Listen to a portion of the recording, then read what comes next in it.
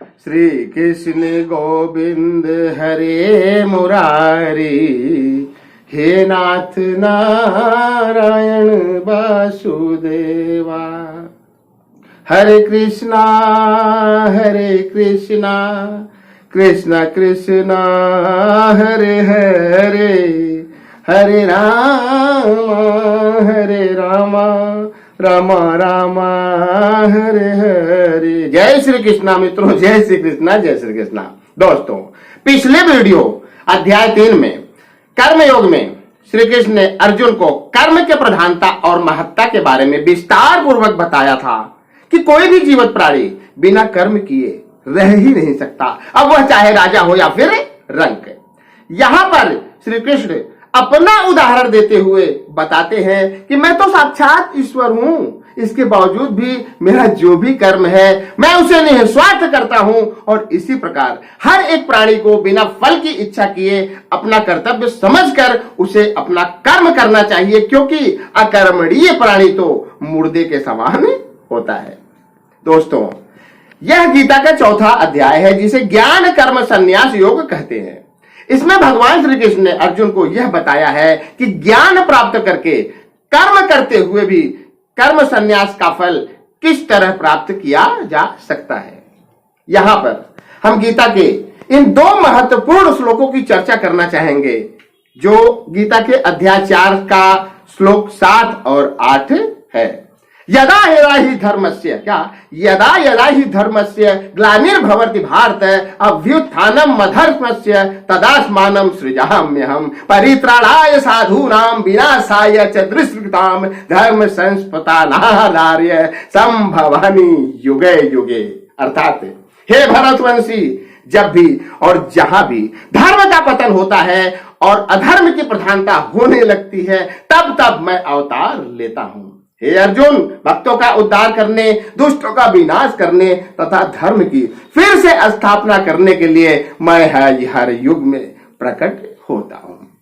दोस्तों, इसी के साथ हम गीता के इस दूसरे महत्वपूर्ण श्लोक पर भी चर्चा करना चाहेंगे, जो कि गीता के अध्याय 4 का श्लोक नंबर 12 है। कांक्षन्त कर्मणा सिद्धि यजंत इह देवता है क्षिप्रम ही मानुषे लोके सिद्धिर भरवती कर्मजा। अर्थात हे पार्थ, इस संसार में मनुष्य सकाम कर्मों में सिद्धि चाहते हैं, फलस्वरूप वे देवताओं की पूजा करते हैं। निसंदेह इस संसार में मनुष्यों को सकाम कर्म का फल शीघ्र प्राप्त होता है। श्री कृष्ण आगे और बताते हैं कि हे पार्थ, मुझ पर किसी कर्म का प्रभाव नहीं पड़ता, न ही मैं कर्म की फल की कामना करता हूं। जो मेरे संबंध में इस सत्य को जानता है वह भी कर्मों के फल के पास में नहीं बदता। इसलिए हे अर्जुन, कर्म की बारीकियों को समझना अत्यंत कठिन है। अतः मनुष्य को चाहिए कि वह यह ठीक से जाने कि आखिर कर्म क्या है, विकर्म क्या है और अकर्म क्या है।